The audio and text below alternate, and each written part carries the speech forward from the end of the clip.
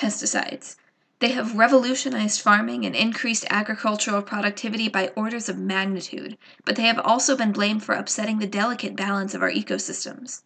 Never has a class of chemicals been more important or more controversial. And there's a lot of conflicting information about the implications and side effects of widespread pesticide use.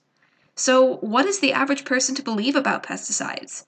And how can we gain a more comprehensive understanding of them? First, consumers and scientists alike need more data on pesticides.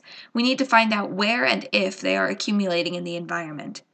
The best way to accomplish this is to give citizens like us a trustworthy, scientific means to investigate these chemicals themselves, instead of depending on an outside research organization. In other words, to understand pesticides, we need a citizen science initiative. So, how can we do that? A comprehensive survey of the country seems like an enormous undertaking, but what if we had a huge grassroots project, one where people could easily test their soil or water for pesticides with something as simple as a test strip? Well, that would certainly make it easy to accumulate data. People could just report their test results to a central organization responsible for analyzing the results.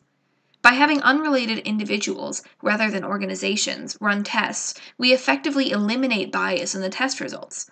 A study like this would provide scientists with enough data to thoroughly substantiate, or disprove, claims about the true effects of these chemicals. And scientists aren't the only ones who would benefit. Farmers could use test strips to check for pesticide residue on their soil. Homeowners can use test strips to make sure that they don't have chemicals in their yards at levels dangerous to pets or children. Stream teams and conservation groups would use the test strip as an additional way to analyze ecosystem health. Perhaps most importantly, a simple test strip would allow the average person to get involved in a nationwide scientific effort.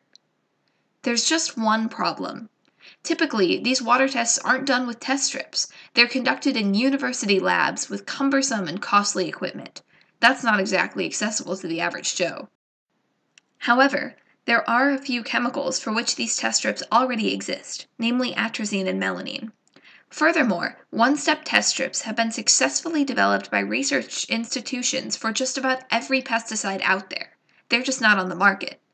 But how feasible are these strips to make? Surprisingly, these test strips are not too difficult to construct. Our high school research team is in the process of making our own test strips for imidacloprid at a projected cost of about $10 a strip. If professionals and industries made these test strips on a large scale, that cost would easily go down to 10 cents a strip. At that price, everyone could test their soil and water without breaking the bank. But who would make these test strips? Well, it makes sense that the chemical companies would make them.